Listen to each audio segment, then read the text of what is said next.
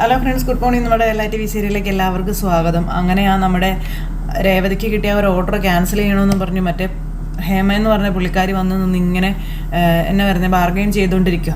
അപ്പോൾ ഒരു കാരണവശാലും രേവതിക്ക് കൊടുത്തിരിക്കുന്ന ഈ ഒരു ഇത് മാറ്റാൻ പറ്റില്ല എന്നായി ആ സാറ്. ഇവൾക്ക് കൊടുത്തിരിക്കുന്ന ഈ ഓർഡർ ക്യാൻസൽ ചെയ്യണം സാർ, ക്യാൻസൽ ചെയ്യണമെന്ന് പറഞ്ഞ് പറയുമ്പോഴത്തേക്കും ഇനി ഏതെങ്കിലും ഒരു കാരണവശാൽ രേവതിക്ക് അത് ചെയ്യാൻ പറ്റാതെ വരുന്നൊരു സാഹചര്യം ഉണ്ടാവുമല്ലോ. അങ്ങനെ ഒരു സാഹചര്യം ഉണ്ടായാൽ അപ്പോൾ മറ്റാർക്കെങ്കിലും കൊടുക്കുന്നതിനെ പറ്റി ആലോചിക്കാം. അത് പിന്നെ നമുക്ക് അങ്ങനെ ചെയ്തല്ലേ പറ്റുള്ളൂ എന്നാ സാറ് പറഞ്ഞു കേട്ടോ. ഇപ്പോഴത്തെ സാഹചര്യത്തിൽ ഓർഡർ ക്യാൻസൽ ചെയ്യേണ്ട ആവശ്യമൊന്നുമില്ല എന്ന് സാറ് പറയാം. അപ്പോഴാണ് രേവതിക്ക് എന്ന ശ്വാസം നേരെ വീണത്.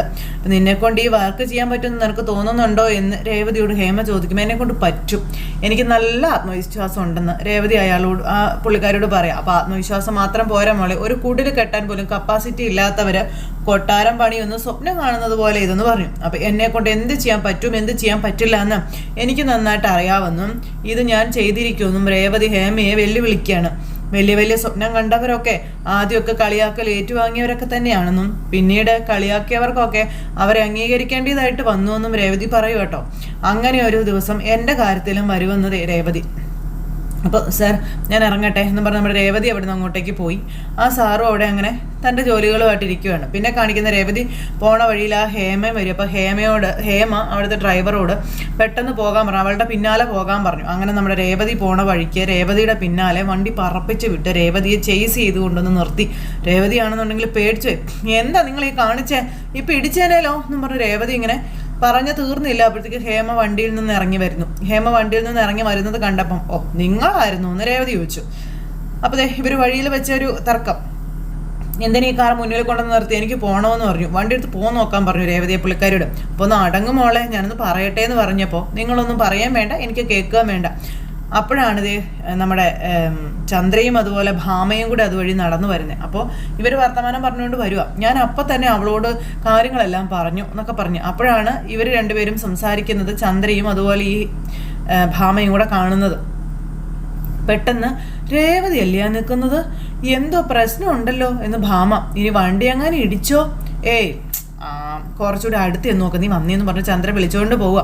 അപ്പം ഇത്രയും വലിയ വർക്ക് ചെയ്യാനുള്ള കഴിവും കാശൊന്നും നിനക്കില്ല എന്നൊക്കെ പറഞ്ഞ് നീ അവരെ കയ്യും കാലും കാണിച്ച ഓർഡർ നേടിയെടുത്താണെന്ന് എനിക്ക് അറിയാമെന്നൊക്കെ പറഞ്ഞ് ഈ ഹേമ ഇങ്ങനെ നമ്മുടെ രേവതിയെ ചൊറിഞ്ഞുകൊണ്ടിരിക്കുമ്പോഴത്തേക്കും അനാവശ്യം പറയരുത്, കയ്യും കാലൊന്നും കാണിച്ചിട്ടൊന്നുമല്ല, ഞാൻ ചെയ്ത വർക്ക് കണ്ടിട്ടാ അവർ ഇത്രയും വലിയൊരു ഓർഡർ എനിക്ക് തന്നതെന്ന് പറയുന്നു. അപ്പോഴത്തേക്കും ചന്ദ്ര അത് അവിടെ നിന്ന് ഒളിച്ച് കേൾക്കുക. ഉടക്കാണല്ലോ എന്നും പറഞ്ഞ് ഭാമയോട് പറയുന്നു.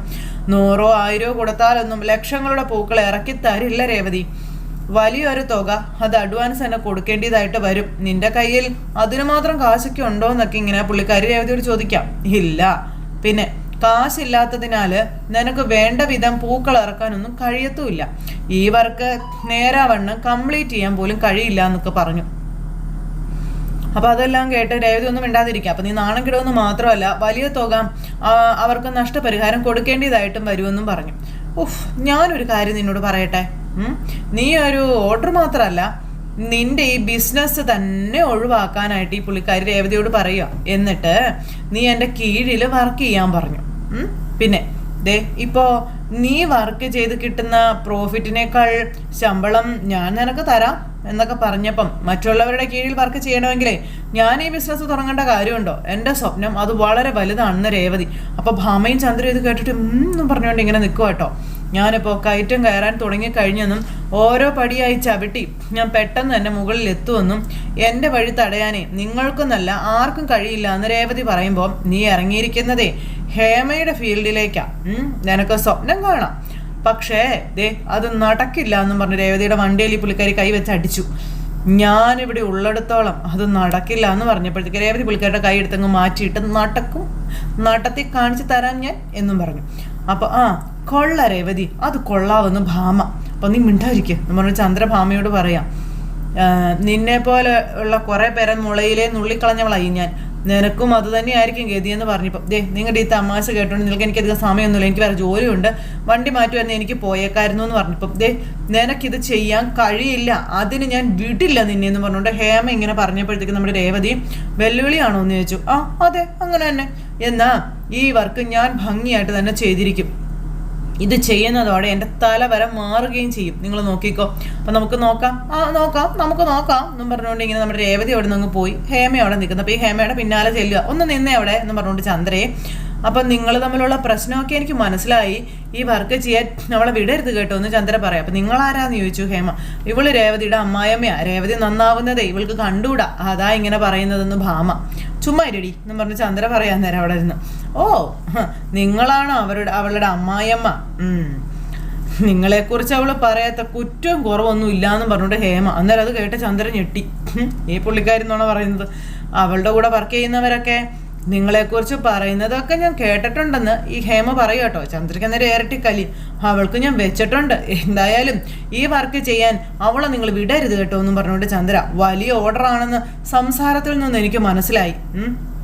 കയ്യിൽ കാശ് വന്നാലേ അവളുടെ അഹങ്കാരം ഞാൻ കാണേണ്ടതായിട്ട് വരും. ഒരു വീടിന് മുകളിൽ ഒരു മുറി കെട്ടാൻ വേണ്ടിയിട്ടുള്ള ഓട്ടത്തിലാണ് അവളെ അത് കേട്ടാൽ സമ്മതിക്കരുത് കേട്ടോ എന്ന് പറഞ്ഞു. അങ്ങനെ ആ ഒരു കാര്യവും പറഞ്ഞ് ഈ പുള്ളിക്കാരിയോട് പറയാം. അപ്പം എന്തായാലും ഇവരെനിക്ക് ഉപകരിക്കും എന്നും പറഞ്ഞുകൊണ്ട് ഈ ഹേമ ഇങ്ങനെ അവിടെ നിൽക്കാം. ഇവർക്ക് രേവതിയോട് അത്രയ്ക്ക് വെറുപ്പുണ്ട്. അങ്ങനെ അതും പറഞ്ഞുകൊണ്ട് ഹേമ ഇങ്ങനെ പറയാം. അപ്പോൾ അങ്ങനെ നമ്പറും മേടിച്ചു. അങ്ങനെ നമ്പറൊക്കെ മേടിച്ച് ഡീറ്റെയിലും കാര്യങ്ങളെല്ലാം വാങ്ങിച്ചുകൊണ്ട് ചേച്ചി അങ്ങ് പോയി. അതിനുശേഷം പിന്നെ ഹേമ രേവതിയെ ചതിക്കാനുള്ള എല്ലാ വഴികളും കിട്ടും, ചന്ദ്ര അത് ചെയ്യും എന്നൊക്കെയുള്ള രീതിയിൽ ചിന്തിച്ചുകൊണ്ട് അവിടെ നിൽക്കുവാണ്. ഇത് കഴിഞ്ഞതിന് ശേഷം പിന്നെ നമ്മുടെ രേവതി ഒരു ചേട്ടൻ്റെ കടയിൽ ചെന്ന ചേട്ടനുമായിട്ട് സംസാരിക്കാം. അപ്പോൾ ഹേമ മേഡം കൊണ്ടുവന്നു ഞാൻ കരുതിയത് രേവതിക്ക് കിട്ടുമെന്ന് ഞാൻ പ്രതീക്ഷിച്ചില്ല എന്നൊക്കെ കടക്കാരൻ ചേട്ടൻ പറയട്ടോ. വലിയ ഓർഡർ ആണല്ലേ എന്ന് ചോദിച്ചപ്പോൾ അതെ, ഞാൻ ആദ്യമായിട്ടാണ് ഇത്രയും വലിയൊരു ഓർഡർ എടുക്കുന്നതെന്ന് രേവതി ആ ചേട്ടനോട് പറഞ്ഞു. ഞാൻ നേരത്തെ ചെയ്തിരുന്ന ഒരു വർക്ക് കണ്ടിട്ട് ഇഷ്ടപ്പെട്ട് തന്നതാണെന്നും പറയാണ്. ചേട്ടാ ഇത് നോക്കിക്കേ, ഇറക്കി തരേണ്ട പൂക്കളുടെ ലിസ്റ്റ് ആകട്ടോ, ഇറക്കി തരേണ്ട ഡീറ്റെയിലും കാര്യങ്ങളും അതിനകത്ത് എഴുതിയിട്ടുണ്ട്. ഇതിന് ഏകദേശം എത്ര രൂപ വരുമെന്ന് നോക്കിയിട്ടെന്ന് പറയുമെന്ന് ചോദിച്ചു. അപ്പോൾ ഞാൻ മൊത്തത്തിലൊന്ന് നോക്കട്ടെ രേവതി എന്ന് പറഞ്ഞിട്ട് ആ ചേട്ടൻ ആ പേപ്പറും കാര്യങ്ങളെല്ലാം ഇങ്ങനെ നോക്കുന്നു. അപ്പോൾ ഭയങ്കര സന്തോഷത്തോടു കൂടി രേവതി ഇങ്ങനെ നിൽക്കുക കേട്ടോ. അങ്ങനെ ആ ഒരു ഡീറ്റെയിലും കാര്യങ്ങളും ഇതെല്ലാം വായിച്ചു കഴിഞ്ഞപ്പോൾ അത് പിന്നെ രേവതി ഏകദേശം ഒരു 7 ലക്ഷം രൂപയെങ്കിലും ആകുമെന്ന് പറഞ്ഞു. അപ്പോൾ ആണോ, ഇന്നത്തെ റേറ്റാണ് കേട്ടോ ഞാൻ പറഞ്ഞത്, പൂവ് ഇറക്കേണ്ട ദിവസം റേറ്റിൽ അങ്ങോട്ടോ ഇങ്ങോട്ടോ ചെറിയ വ്യത്യാസമൊക്കെ വരുമെന്ന് പറഞ്ഞു. അപ്പം ശരി ഏട്ടാ. പിന്നെ ഓർഡർ കിട്ടിയെന്നൊക്കെ അറിഞ്ഞപ്പോൾ വേറെയും ചില കടക്കാരൊക്കെ എന്നെ വിളിച്ചായിരുന്നു സ്ഥിരമായിട്ട്, ഞാൻ ഇവിടെ നിന്നാണല്ലോ പൂ എടുക്കാറെന്ന് രേവതി പറയാം.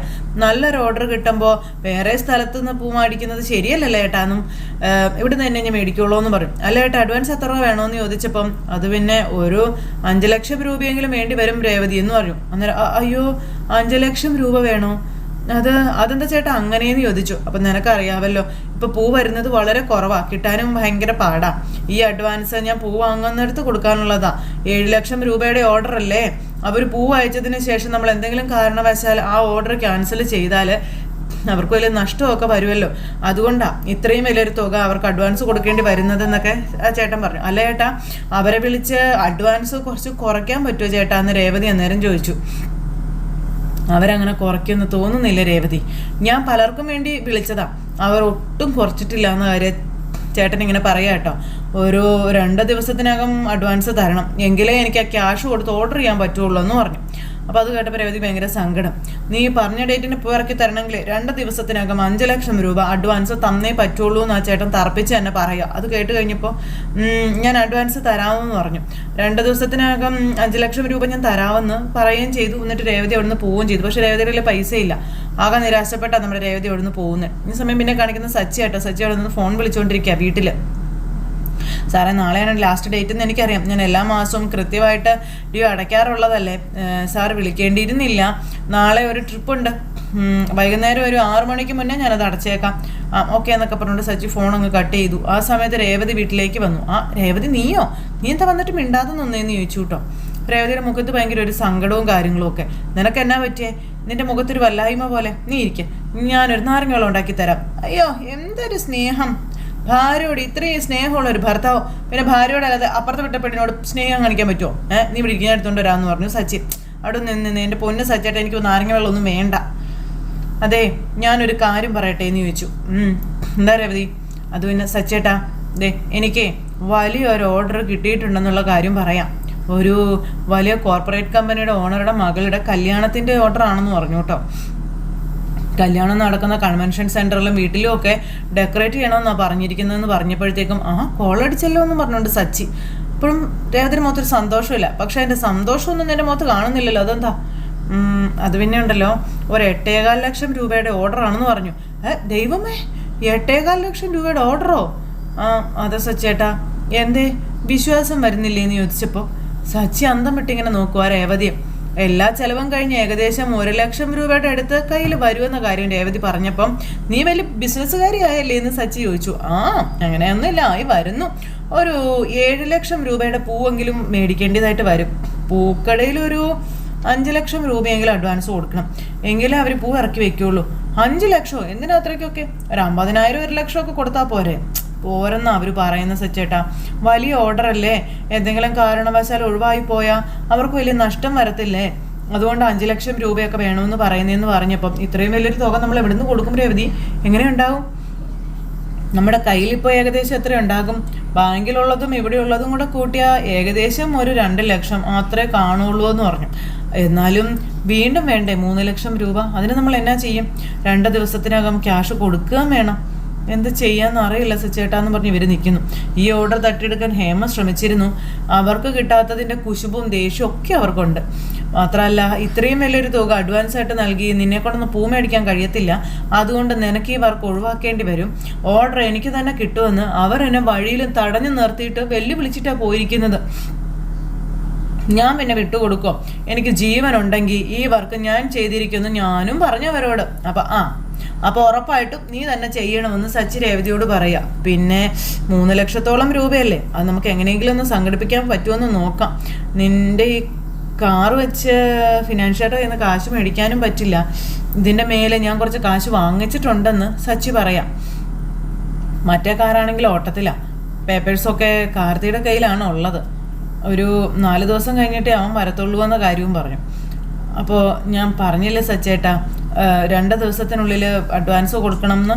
3 ലക്ഷത്തിന് ഇനിയിപ്പോൾ എവിടെ പോവാനാ എന്നൊക്കെ പറഞ്ഞുകൊണ്ട് നമ്മുടെ സച്ചിയോട് രേവതി പറഞ്ഞുകൊണ്ട് നിൽക്കുമ്പോഴത്തേക്ക് അച്ഛൻ അങ്ങോട്ടേക്ക് വരുന്നു. അപ്പോൾ ഇവരുടെ സംസാരം കേട്ടു. എന്ത് പറ്റിയിടാന്ന് ചോദിച്ചു. അപ്പോൾ ചന്ദ്ര അതുവഴി വന്നു. അപ്പോൾ ചന്ദ്ര ഇവരുടെ സംസാരം കേൾക്കുക. അപ്പോൾ സച്ചി, അച്ഛാ അതെ, രേവതിക്ക് ഒരു വലിയ ഓർഡർ കിട്ടിയിട്ടുണ്ടെന്ന് പറഞ്ഞു. കേട്ടാച്ചൻ ഞെട്ടും. 8.25 ലക്ഷത്തിൻ്റെ ഓർഡറാണ് കിട്ടിയിരിക്കുന്നതെന്ന് പറഞ്ഞപ്പോൾ അച്ഛൻ ഇങ്ങനെ ഭയങ്കര ചിരി. ചന്ദ്ര പിന്നെ എന്ന് പറഞ്ഞിട്ട് ഇങ്ങനെ നിൽക്കാം. എടാ, ഞാൻ അതിന് ഞെട്ടിയിട്ടൊന്നുമില്ല. എൻ്റെ മോൾക്ക് ഇതിലും വലിയ ഓർഡർ കിട്ടുമെന്ന് എനിക്ക് നല്ല വിശ്വാസമാടാ. എൻ്റെ മോൾക്ക് അതിനുള്ള കഴിവൊക്കെ ഉണ്ട് കേട്ടോ എന്നും പറഞ്ഞു അച്ഛൻ. ചന്ദ്രയ്ക്ക് പിന്നെ നിൽക്കുക അവിടെ. അല്ല, പൂക്കടയിൽ ഒരു 5 ലക്ഷം രൂപ 2 ദിവസത്തിനുള്ളിൽ അഡ്വാൻസ് കൊടുക്കണമെന്ന് പറഞ്ഞു. 2 ലക്ഷം ഞങ്ങളുടെ കയ്യിലുണ്ട്. ബാക്കി ഒരു 3 ലക്ഷം രൂപ കൂടി വേണം. അതെങ്ങനെ സംഘടിപ്പിക്കുമെന്നാണ് ഞങ്ങൾ ആലോചിച്ചുകൊണ്ടിരിക്കുന്നത് എന്നൊക്കെ ഇങ്ങനെ നിരത്തേനും പറഞ്ഞു ഈ സച്ചി. എന്തായാലും ഈ ഒരു വർക്ക് അത് ചെയ്തേ പറ്റുള്ളൂ അച്ഛാന്നും സച്ചി പറയുന്നു. ഇതേ ബിസിനസ് നടത്തുന്ന ഹേമ എന്ന് പറയുന്ന ഒരു സ്ത്രീയുണ്ട്. അവർ രേവതിയെ ശത്രുവായിട്ടാണ് കാണുന്നത്. ചന്ദ്ര അങ്ങനെ നിൽക്കുക. ഇത്രയും കാശിറക്കി നിനക്ക് പോർക്കാൻ കഴിയില്ല, ഈ വർക്ക് ചെയ്യാൻ കഴിയില്ല എന്നും പറഞ്ഞ് അവളിവളെ വെല്ലുവിളിച്ചിരിക്കുകയാണെന്ന കാര്യവും സച്ചി പറയും കേട്ടോ. എന്നും പറഞ്ഞുകൊണ്ട് ചന്ദ്ര ഇങ്ങനെ നിൽക്കുന്നു. അച്ഛാ, ഇത് ശരിക്കും പറഞ്ഞ ഒരു മത്സരമാണ്. ഇതിൽ നമ്മുടെ രേവതി തന്നെ ജയിച്ചിരിക്കണം അച്ഛാ. ആനയോട് ആ ഉറുമ്പ് മത്സരിക്കുന്നത് ജയിച്ചത് തന്നെ എന്ന് പറഞ്ഞ് ചന്ദ്ര അങ്ങനെ പറഞ്ഞു. അത് കേട്ട് കഴിഞ്ഞപ്പോൾ സച്ചി, അതിന് നിങ്ങൾക്ക് ആ സ്ത്രീയെ അറിയാവോ എന്ന് ചോദിച്ചു. എനിക്കറിയാമല്ലോ, എനിക്കറിയാമെന്ന് ചന്ദ്ര. അവള് എത്രയോ കാലമായിട്ട് ഈ ബിസിനസ് നടത്തുന്ന ആളല്ലേ. പിന്നെ ഈ ബിസിനസ്സിൽ അവളെ കഴിഞ്ഞിട്ടേ ഉള്ളൂ വേറെ ആരും എന്നൊക്കെ പറഞ്ഞ് ചന്ദ്രൻ നിന്നങ്ങ് പ്രസംഗിക്കുക കേട്ടോ. എടി ദേ നോക്ക്, നീ നിനക്ക് ചെയ്യാൻ പറ്റുന്ന ഒരു 10,000-ൻ്റെയോ 50,000-ൻ്റെയോ ഒക്കെ ഓർഡർ എടുത്താൽ പോരെ? എന്തിനാ വെറുതെ ഇവരോടൊക്കെ മത്സരിക്കുന്നേ? അപ്പം ഞാൻ മത്സരിക്കും, ഞാൻ ജയിക്കുകയും ചെയ്യുമെന്ന് നമ്മുടെ രേവതി. അതിന് നിന്റെ കയ്യിൽ പൂ വാങ്ങിക്കാൻ പോലും കാശില്ലല്ലോ, പിന്നെ അവള് ജയിക്കാൻ നിൽക്കുന്നതെന്നും പറഞ്ഞ് ചന്ദ്രൻ നിന്നത് രേവതിയെ കളിയാക്കണം. അതെ, കാശൊക്കെ ഞങ്ങൾ സംഘടിപ്പിച്ചോളാവെന്ന് നമ്മുടെ സച്ചി. അപ്പം അച്ഛൻ ഇങ്ങനെ നിന്ന് ആലോചിക്കാം. എടാ, കാശ് സംഘടിപ്പിക്കാൻ നീ വല്ല വഴിയും കണ്ടിട്ടുണ്ടോ എന്ന് ചോദിച്ചു. അത് പിന്നെ ഇല്ലച്ചാ, അങ്ങനെയൊന്നും കണ്ടിട്ടില്ല, ഞാൻ ആലോചിച്ചുകൊണ്ടിരിക്കുകയാണെന്ന് പറഞ്ഞു. എന്തെങ്കിലും ഒരു വഴി അത് തെളിയാതിരിക്കത്തില്ല എന്നും. നമുക്ക് എന്താണെന്ന് വെച്ചാൽ വേണ്ടത് ചെയ്യാം. എടാ, ഇനിയിപ്പോൾ അത് ആലോചിച്ച് നീ കൂടുതൽ വിഷമിക്കൊന്നും വേണ്ട. ഇവിടുത്തെ വീടിൻ്റെ ആധാരം നമ്മുടെ കയ്യിലുണ്ടല്ലോ, അത് വെച്ചിട്ട് ഒരു 3 ലക്ഷം രൂപ നമുക്ക് വായ്പ എടുക്കാമെന്ന് പറഞ്ഞു അച്ഛൻ. അമ്പടാ, അത് നടന്നത് തന്നെ. ഈ ആഗ്രഹം മനസ്സിൽ വെച്ചുകൊണ്ട് അങ്ങ് ഇരുന്നാൽ മതി. വായ്പ എടുക്കണമെങ്കിൽ നിങ്ങൾ മാത്രം ഒപ്പിട്ടാൽ പോരല്ലോ, എൻ്റെ കൂടെ ഒപ്പ് വേണ്ടേന്ന് ചോദിച്ചു ചന്ദ്ര. അങ്ങനെ ഞാൻ ഒപ്പിട്ടിട്ട ഇവിടെ ആരും വായ്പ എടുക്കണ്ടെന്ന് ചന്ദ്രമതി പറയാം. അന്നേരം ഇവരിങ്ങനെ ചന്ദ്രയെ അന്തം വിട്ട് നോക്കുക കേട്ടോ. ചന്ദ്ര, എടി ദേ, നിനക്ക് ബിസിനസ് നടത്താൻ ഞാൻ കടക്കാരിയാവണോടി, 10 രൂപ ഞാൻ കടെടുത്ത് തരത്തില്ലടി എന്ന് പറഞ്ഞുകൊണ്ട് ചന്ദ്ര ഇങ്ങനെ രേവതിയോട് പറയണം. അത് ഞാൻ അമ്മയോട് കാശ് ചോദിച്ചോ? ഇല്ലല്ലോ, പിന്നെ എന്തിനാ അമ്മ ഇങ്ങനെ കിടന്ന് പറയണമെന്ന് രേവതി അന്നേരം ചോദിച്ചു. അച്ഛാ, അതിൻ്റെ ഒന്നും ആവശ്യം വരില്ല. ആധാരത്തിൻ്റെ പുറത്ത് അത് കടമെടുക്കൊന്നും വേണ്ട. അമ്മയുടെ ഔദാര്യവും ഞങ്ങൾക്ക് വേണ്ടാന്ന് സച്ചി പറഞ്ഞു. എന്ന് പറഞ്ഞുകൊണ്ട് ചന്ദ്രൻ ഒന്ന് ഗോഷ്ടി കുത്തിക്കൊണ്ട് നിൽക്കുക. അങ്ങനെ ഞാൻ കാരണം അമ്മ കടക്കാരി ആവണ്ട, എനിക്ക് വേണ്ടുന്ന കാശ് ഞാൻ തന്നെ കണ്ടെത്തിക്കൊള്ളാവെന്ന് പറഞ്ഞു രേവതിയെ. ഹേമയ്ക്കെന്നല്ല, ആര് വിചാരിച്ചാലും എന്നെ തോൽപ്പിക്കാനൊന്നും പറ്റത്തില്ല. ഇതില് ഞാൻ തന്നെ വിജയിക്കുമെന്ന് നമ്മുടെ രേവതി തറപ്പിച്ച് പറയുകയും ചെയ്തു. പിന്നെ എന്നും പറഞ്ഞുകൊണ്ട് ചന്ദ്രൻ ഇങ്ങനെ കളിയാക്കി നിൽക്കുക. അങ്ങനെ അതും പറഞ്ഞ് സച്ചി അവിടെ നിന്ന് പോയി. സാധാരണ മക്കളുടെ ഉയർച്ചയിൽ തടസ്സം നിൽക്കുന്നത് നാട്ടുകാരായിരിക്കും, അങ്ങനെ എല്ലാവരും പറയും. പക്ഷെ ഒരിക്കലും നാട്ടുകാരായിരിക്കില്ല, അത് സ്വന്തം വീട്ടുകാർ തന്നെയാ. ചങ്കുറപ്പും ലക്ഷ്യബോധവും ഉള്ളവരുടെ വളർച്ചയെ ആർക്കും തടയാനാവില്ല എന്ന കാര്യം രവിയേട്ടൻ ചന്ദ്രമതിയോട് പറഞ്ഞ് അത് നിന്നെ രേവതി വഴിയെ കാണിച്ച് തന്നോളൂ എന്നും പറഞ്ഞു അദ്ദേഹം അവിടെ നിന്ന് അങ്ങ് പോയി കഴിഞ്ഞപ്പോൾ പിന്നെ അവളിപ്പോൾ ഉണ്ടാക്കും, ഞാൻ കാണിച്ചു തരാമെന്ന് പറഞ്ഞുകൊണ്ട് നിൽക്കുക ചന്ദ്ര. ഇത് കഴിഞ്ഞതിന് ശേഷം പിന്നെ കാണിക്കാൻ രേവതി സച്ചിയും കൂടി ഇരുന്ന് ഇങ്ങനെ തുകയെ പറ്റി സംസാരിച്ചുകൊണ്ടിരിക്കുന്നത്. വലിയ തുകയല്ലേ, എന്ത് ചെയ്യും? ദേ സച്ചേട്ടൻ്റെ അമ്മയോട് ഞാൻ വെല്ലുവിളിക്കുകയും ചെയ്തു, ഇനി എന്ത് സച്ചേട്ട ചെയ്യാന്നൊക്കെ രേവതി ഇങ്ങനെ സച്ചിയോട് ചോദിക്കാം. അച്ഛമ്മയോട് കാശ് വാങ്ങിയെന്ന് അറിഞ്ഞാൽ പരിഹസിക്കാനും കുത്തുവാക്ക് പറയാനും ഒക്കെ അമ്മയ്ക്ക് പിന്നെ അത് മതിയെന്നും രേവതി പറയാം. എങ്ങനെ കാശ് സംഘടിപ്പിക്കും? ആരോട് ചോദിക്കാനാ? നീ എന്ത് ഈ പറയുന്ന രേവതി? പറഞ്ഞ സമയത്തിന് അഡ്വാൻസും കൊടുക്കണ്ടേ? അതൊക്കെ വേണം സച്ചേട്ടാ. നമുക്കേ ബാങ്കിൽ നിന്ന് ഒരു ലോൺ എടുത്താലോ എന്ന് ചോദിച്ചു. ലോണൊക്കെ കിട്ടാൻ സമയം എടുക്കില്ല എൻ്റെ രേവതി. അത് കേട്ടപ്പോൾ രേവതിക്കും പിന്നെ അതും ശരിയാണല്ലോ സച്ചേട്ടാ, വേറെ പിന്നെ വഴി, വേറെ എന്തെങ്കിലും ഒരു വഴി കണ്ടേ പറ്റുള്ളൂ. ഈ ബിസിനസ്സിൽ മുന്നോട്ട് പോകാൻ എനിക്ക് കിട്ടിയ വലിയൊരു അവസരം സച്ചേട്ടാ ഇത്.